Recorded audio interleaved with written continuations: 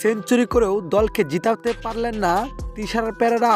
শেষ পর্যন্ত তৃতীয় হার মেনে নিতেই হলো সাকিব খানের ঢাকা ক্যাপিটালসের। দর্শক, তারা 2 ম্যাচ ছেড়ে পয়েন্ট টেবিলে তলানিতে পড়ে আছেন সাকিবের ঢাকা ক্যাপিটালস। তাই আজ তৃতীয় ম্যাচে মাঠে নেমেছে তারা, যেখানে ম্যাচটি জেতা তাদের জন্য খুবই বাধ্যতামূলক।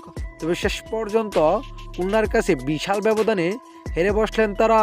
দর্শক, এদিন শুরুতে ব্যাটিংয়ে নেমেছিল খুলনা টাইগার্স, যেখানে শুরুতে ব্যাটিংয়ে নেমে 173 রান টার্গেট দিয়েছিল ঢাকা ক্যাপিটালসকে।